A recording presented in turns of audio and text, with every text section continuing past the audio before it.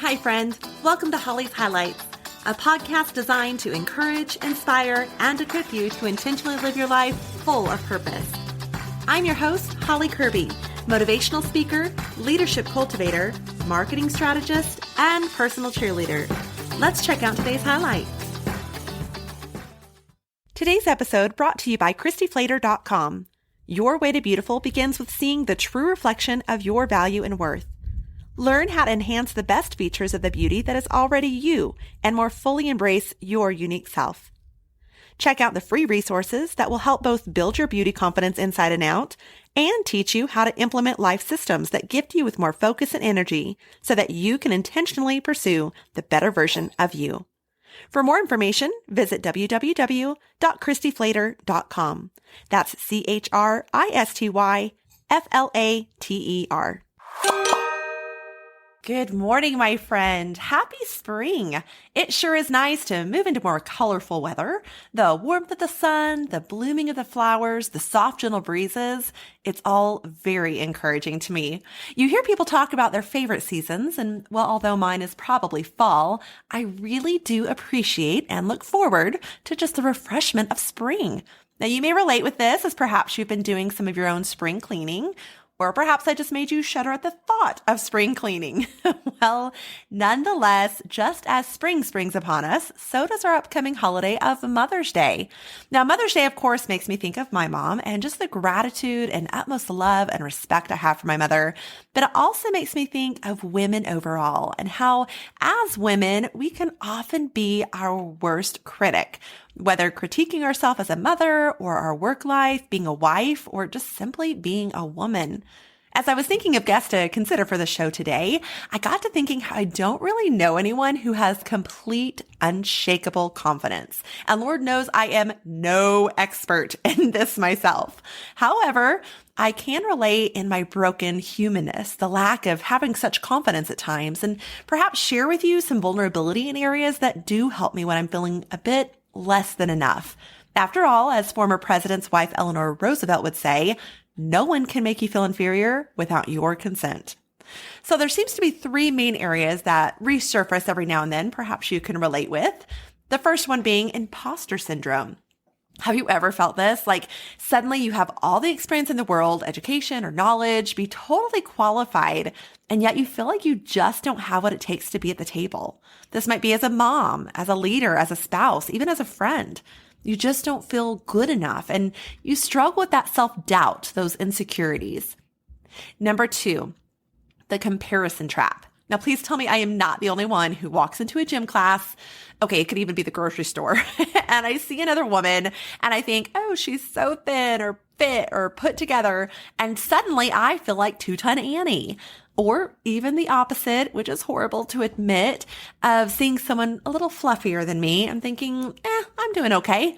Now, I had this happen just the other day when I met one of my daughter's friend's mom, and she was well dressed. She looked like she had just stepped out of having a flawless facial. She's both wealthy and about my age. And here I was just getting off of work. I probably looked totally haggard.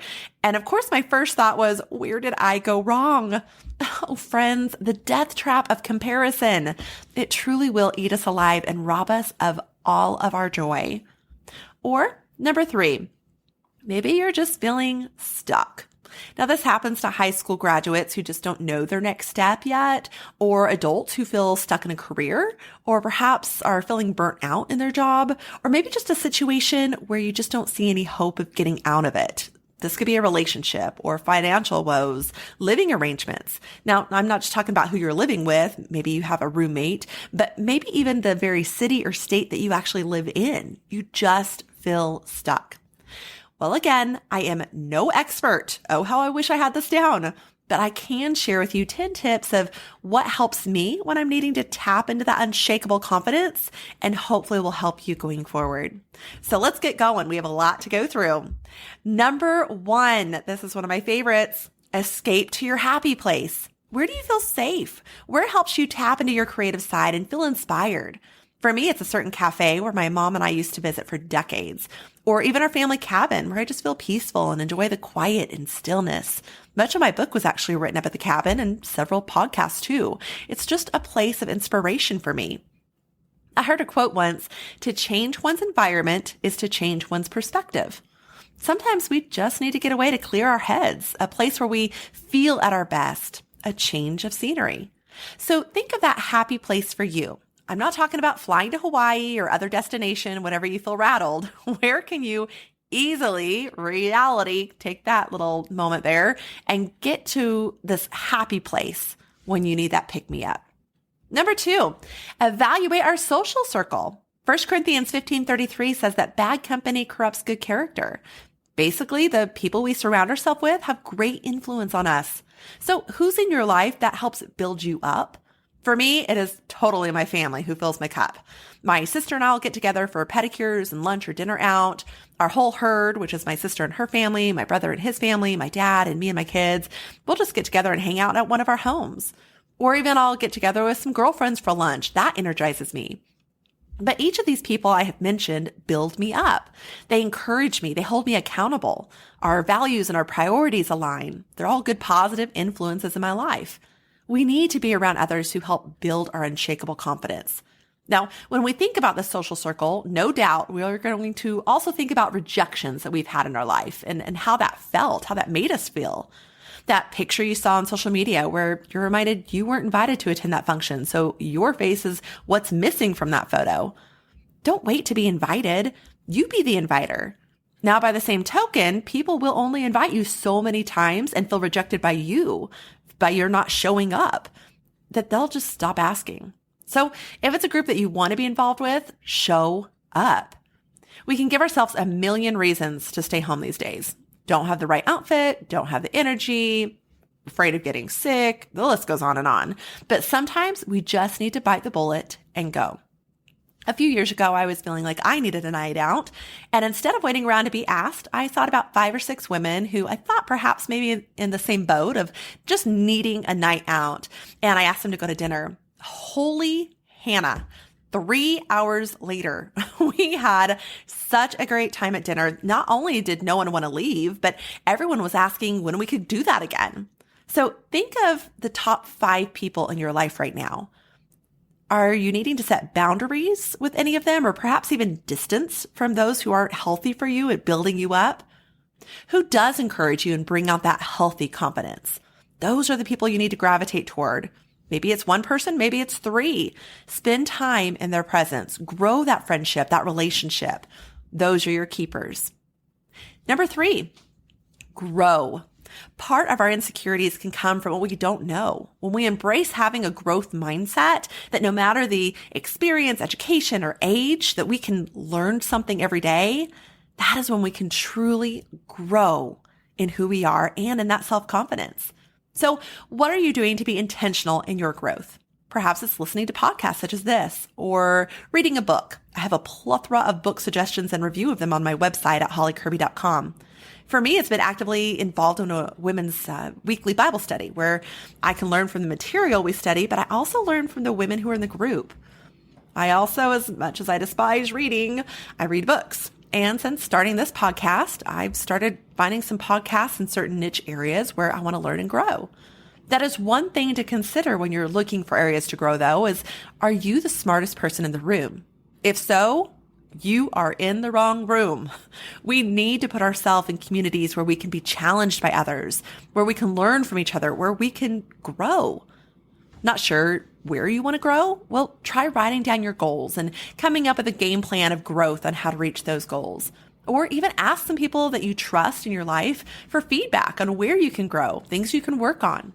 So in what areas do you want to grow in, and what resources can you use to get there? Number 4, watch our self-talk. There's an article in Forbes by Jared Atkinson that states, your thoughts become your reality. Whatever you think about yourself or tell yourself ends up becoming the truth because only you are in charge of your life.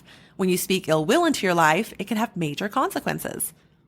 Now, some common self-talk examples that we tend to say to ourselves are things like, they're mad at me, or they don't like me, I can't do it, or I'll never be able to fill in the blank, lose weight, get that job, or even seeing the negative in the situation, like, ugh, this is going to take forever, or I probably wouldn't be very good at that anyhow. even the feelings of self-talk, like when you're sick and you didn't get much accomplished in the day, or when you just want to be lazy on the couch one night and then you beat yourself up for it. I try to think of my thoughts in two ways, and maybe this will help you. The first path is Philippians 4:8, as it tells us to think about what is true, noble, right, pure, lovely, admirable. And then the second path would be, I ask myself, would I talk to my daughter or son that way? Well, start calling yourself out. Don't allow yourself to speak ill of yourself or ill of others for that matter, but watch our self-talk. This can be done with positive affirmations by asking yourself, is this fact or my interpretation of what happened? Now, I am horrible at this one. So an example of this that I'm almost afraid to tell you is I am often told by people, your hair is so beautiful, or you have beautiful hair. Now, I can't tell you how many times my self-talk has taken that compliment, and instead it's told myself, but you aren't beautiful. Notice that they didn't say you're beautiful. It's just your hair is beautiful. No, that's not what they are saying. Accept the compliment. Don't overanalyze it or make assumptions by what was meant. Who doesn't want to have beautiful hair? Just say thank you. Or instead of looking at the glass half empty in life, we can look at it half full. Think about or write down what has gone right. Did you know that confident people tend to give more compliments? Try giving yourself a compliment for a change. Learn how to laugh at yourself, think positively, and just be kind to you. What are two self-negatives that you need to stop saying to yourself? Now replace those with two self-talk positives you can start telling yourself today. Now go ahead, look in the mirror, and you speak truth to yourself. Number 5, our value. Where are we finding our value? What are we finding our value in? Or who are we finding our value from? Our confidence can totally shatter if we think it comes from our spouse, our friends, our parents, or even coworkers, and yet they aren't delivering on building us up, on recognizing our value, or appreciating what we bring to the table, or even treating us with respect. And if we hold our values in acceptance, love, performance, approval, well, we're going to come up empty-handed more often than not. And sadly, there are many who get their value in social media. How many followers do they have? Or how many likes did their post receive? Oh, friend, the only one to find our value in is the one who created us. Matthew 6:25-26 reminds us, do not be anxious about your life, what you will eat or what you'll drink, nor about your body, what you'll put on. Is not life more than food and the body more than clothing? Look at the birds of the air. They neither sow nor reap nor gather into barns, and yet their heavenly Father feeds them. Are you not more value than they? Or even Psalm 139:13-14. For you formed my inward parts. You knitted me together in my mother's womb. I praise you, for I am fearfully and wonderfully made. Wonderful are your works. My soul knows it very well. My friend, our value only comes from the Lord. So where do you find your value? Your work, your accomplishments, your looks, those are going to flee. Your acceptance by others, being in the limelight, that's going to fade. Try shifting that today to finding your value in the one who made you perfectly in his sight. Come as you are. You are enough. Number 6, you be you, boo. I love that commercial. Okay, actually, I just like that catchphrase of the commercial, and I drive my kids crazy because I say it all the time. But basically, be true to you. There are some times that I feel left out of social circles, but where they're going doesn't align with my values, so I don't go, or they know not to ask me because I wouldn't go. Or groups where I feel unwanted or like a foreigner among them because I'm not going to use the language they do, or I don't agree with walking that fine line and crossing into that gray area. Bottom line, I'm not going to waver on my values or my priorities. Well, what are your values? What are your priorities? What are your goals and your passions?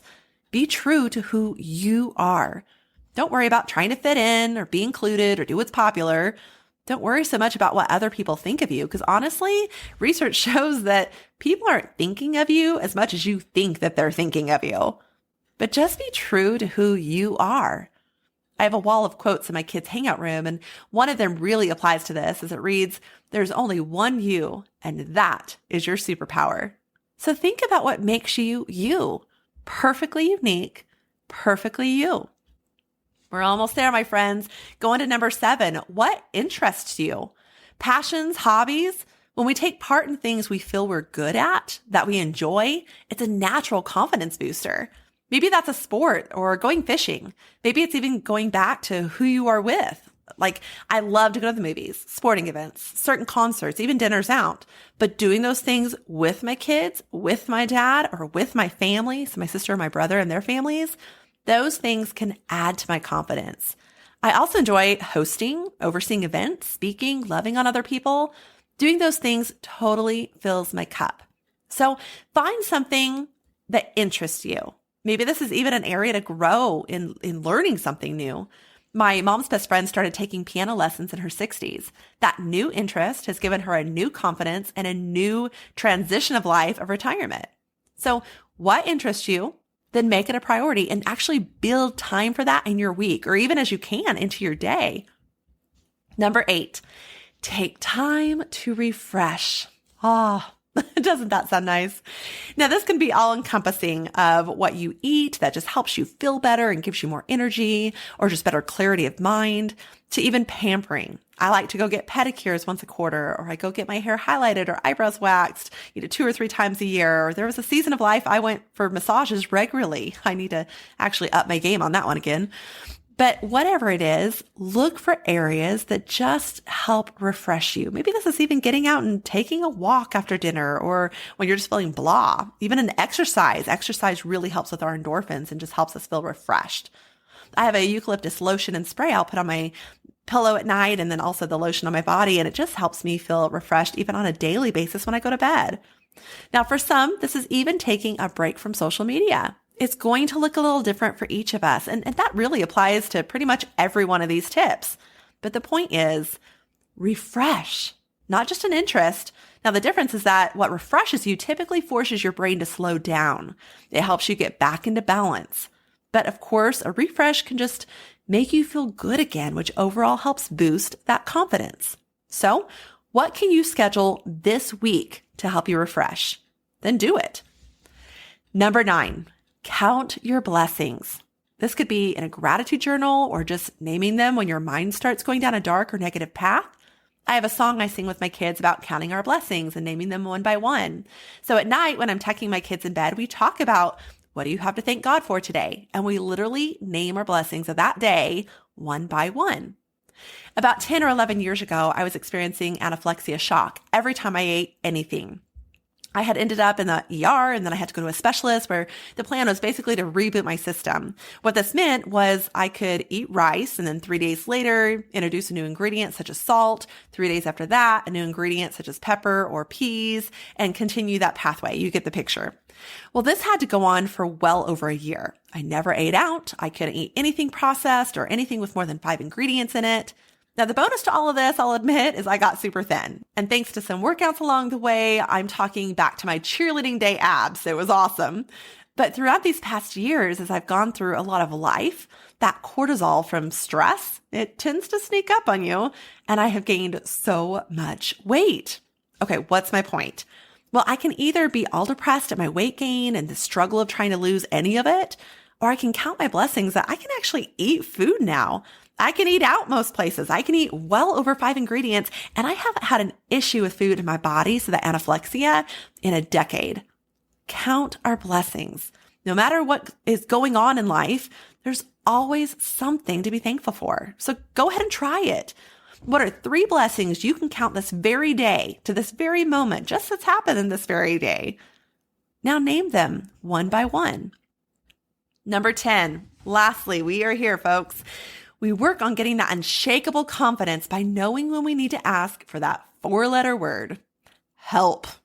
Now, this may be asking a friend to pray for something you're going through. It might be hiring help of someone to clean your house so that you can feel on top of things again, or perhaps make time for other things. Let's face it, when we say yes to one thing, even such as house cleaning, we're saying no to something else. Maybe that's time with the family. Getting things accomplished also gives us that boost of confidence. So maybe you struggle finding time to get out and grocery shop. Well, maybe paying that extra little amount to have your groceries delivered would help you at least accomplish this, which again helps you with your confidence to get things done. Procrastination, on the other hand, will kill your confidence. We also need to realize that we go through seasons that will change with that help. For instance, when me and my kids had COVID, we lived on DoorDash and grocery delivery. Yes, this costs more, but it was the help I needed for what we were going through. Or when my mom was diagnosed with glioblastoma brain cancer, I had someone come clean our house once a month so that I could spend that time that I would have spent cleaning actually with my mom, caring for her, just spending time with her during those 7 months before she passed. When I had each of my kids, I accepted help offered from family and friends who would drop off meals. In just that short time, I can't tell you, I don't accept help well, but having meals delivered to you after having a newborn was such a blessing. This help may even be getting a coach to help you take that next step in some transitions in life, going into retirement, or helping you work on your goals, or even this thing of self-confidence.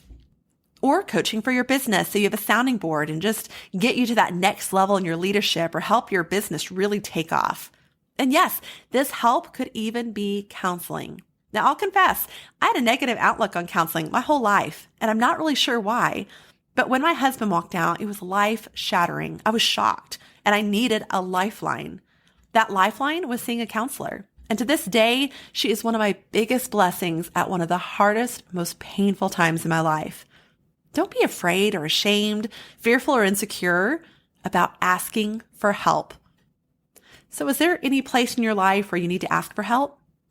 Think it through. Work, home, your community involvement, school, relationships. Now, after going through all 10 of these tips, where do you see as your biggest confidence struggle? And why is that a struggle for you? What can you do to work on that area? And who might you need to tell about this area to help with accountability? Now, I'd love to hear which area you want to work on, or perhaps if you have some tips to add to these on how to have unshakable confidence. I'd invite you to hop over to Instagram at Holly Kirby or Facebook at Holly's Highlights. And under this episode that's posted there, please share with us where you get your confidence or what area you're going to be working on. Maybe you're finding that this arena of self-confidence is an area where you'd like a little bit more help. Whether confidence in the workplace as a leader or entrepreneur, or personal confidence in getting things done, or your everyday relationships, whatever it is, I'd love to work alongside you and connect through coaching once a month or once every other week, whatever works with you. Simply go online to work with me at hollykirby.com or email me at contact@hollykirby.com. Remember, we all are going to go through seasons of life, and that goes for our confidence too. When I was in my 20s, I was at the height of my confidence. Then I went through a life-shattering event, as I shared earlier, and that was in about my early 30s. I had many years of varying seasons of trials after that too. I had to work to get back on my feet in some of those areas, which was also good as I grew in maturity in some of those areas of confidence. But there are going to be times of transition that just get us a little off balance in our confidence, such as graduating high school and now being a small fish in a big pond, getting a new job, or even being laid off from one, having a baby, losing a loved one, going through an illness, or even simple things like gaining weight. I get a good laugh from what personal trainer Jillian Michaels says, how there's a confidence and sense of self that comes with age that she didn't anticipate. Well, now that I'm older, some of the things that would have rattled my confidence, just like Jillian, I just don't care about them anymore. Then others that are new scenarios that I have to overcome. Simply embrace each season. In the words of actress model Blake Lively, the most beautiful thing you can wear is confidence. So go try it on. Thank you for joining me on this journey of life. I hope that today's highlight has been encouraging, inspiring, and equipping so you can go out and live your life full of purpose. I'd be honored if you'd take a moment to leave a review, or better yet, subscribe. We can also stay in touch by joining my email list at hollykirby.com. That's HOLLYCURBY.com. Until next time, make it a great day for a great day.